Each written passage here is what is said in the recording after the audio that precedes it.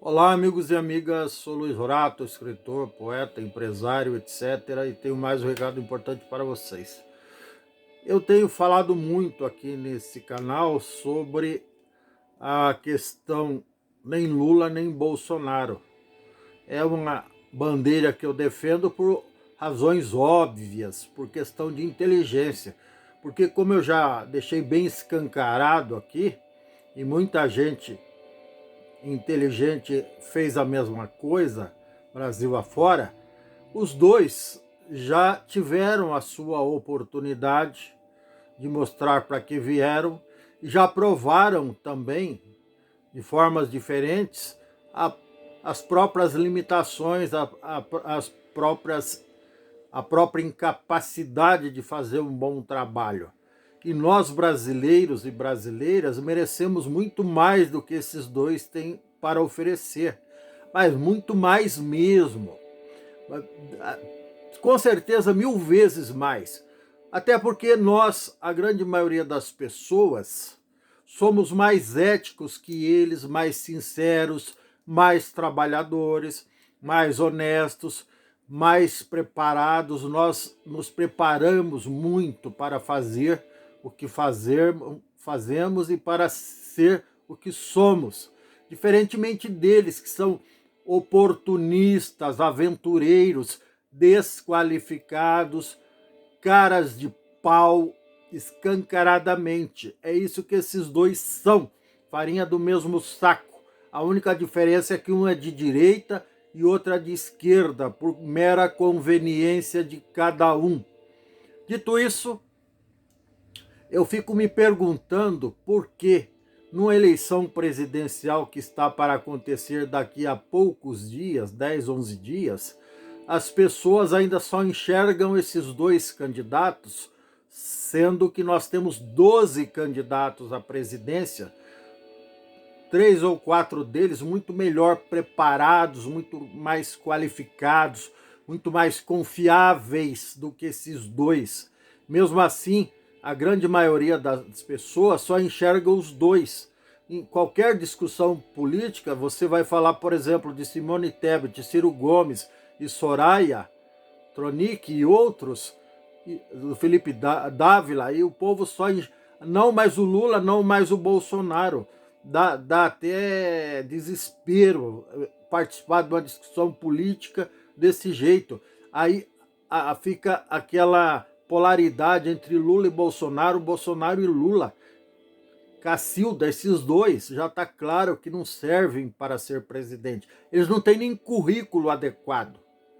Diferentemente da Simone Tebet, por exemplo, que já foi prefeita 2 vezes com grande aprovação, foi vice-governadora do Mato Grosso do Sul, tem curso superior, é advogada, tem pós-graduação em políticas públicas ou coisa parecida. Então é uma pessoa ficha limpa, diferente desses dois que já responderam a dezenas de, talvez centenas de processos e não fazem nada de bom pelo país, muito pelo contrário.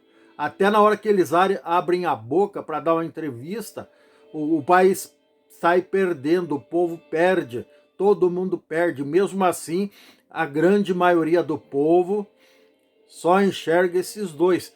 Daí, como tem explicação para tudo, eu estava já disposto a jogar o Betis.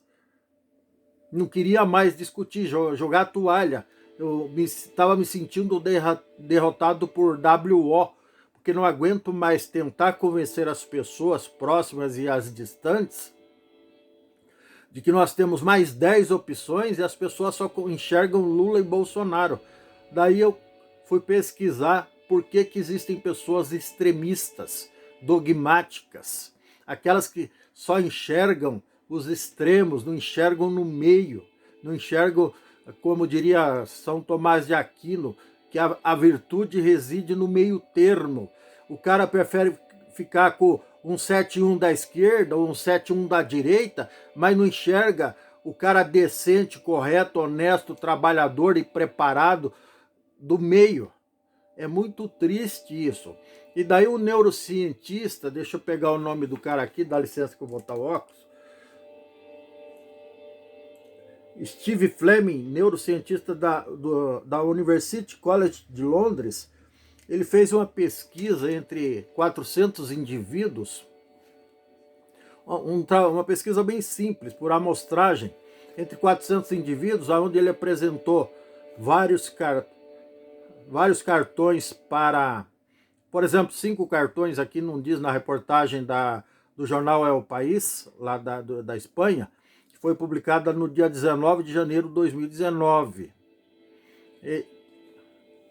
Ele mostrou para essas pessoas cartões com vários pontinhos marcados em cada cartão, um cartão branco, imagina uma folha de papel branco com vários pontinhos.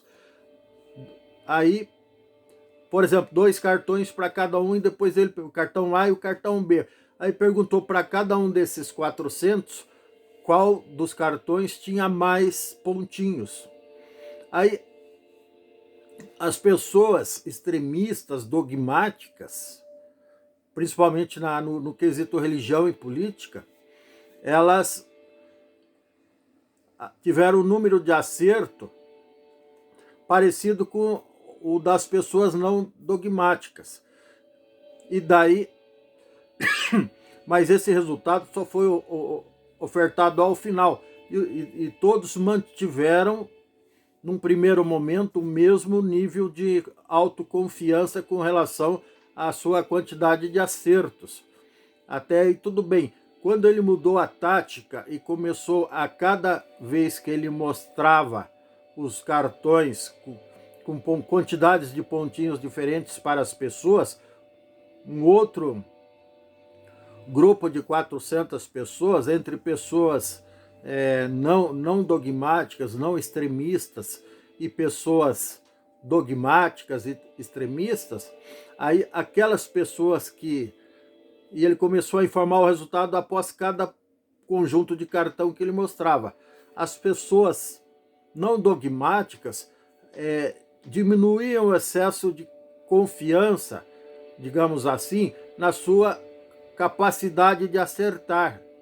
Enquanto que os dogmáticos, tanto de esquerda quanto de direita, no mesmo nível, aquelas pessoas que têm convicções e acreditam piamente que essas convicções estão corretíssimas, acreditam em indivíduos, em mitos, em mula sem cabeça, em tudo quanto é mito que existe por aí, em verdade, embuste, essas pessoas mantiveram o mesmo nível de autoconfiança, ou seja, elas não têm assim, numa linguagem popular, observação minha, elas não têm assim a humildade de reconhecer o erro. Mantiveram, não, mas eu acertei, mesmo tendo errado, eles... Então elas não têm assim discernimento para e humildade mesmo para admitir que estão erradas, que elas podem errar. Ou seja, elas não mudam de opinião com facilidade. Elas preferem tropeçar. Vamos pôr numa campanha política ou numa questão ideológica religiosa, se o líder religioso, como já aconteceu várias vezes, tem um caso notável, eu já gravei até vídeo sobre isso, que aconteceu na América Central nos anos 80, um tal de Jim Jones, ele induziu centenas de pessoas a praticar suicídio coletivo. Então, porque eram pessoas dogmáticas que acreditavam cegamente num louco, num psicopata, num imbecil, num retardado, num cara desequilibrado, sem prestar, por mais que seus familiares tivessem tentado alertar, abrir os olhos dessas pessoas sobre o que estavam fazendo com suas vidas, seguindo um lunático, elas foram até as últimas consequências, praticaram o suicídio.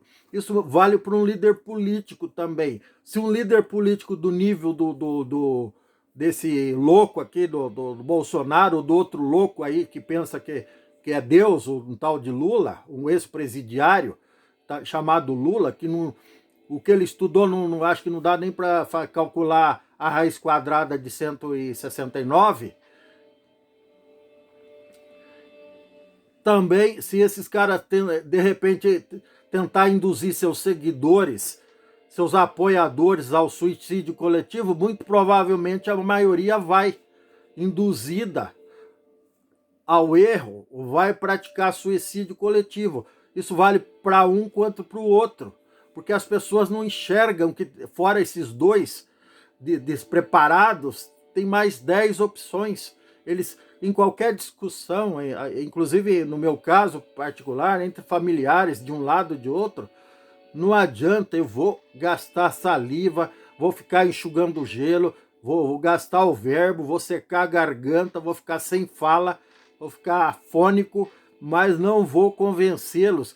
Uns que não devem votar no traste do Bolsonaro, outros que não devem votar no traste do Lula.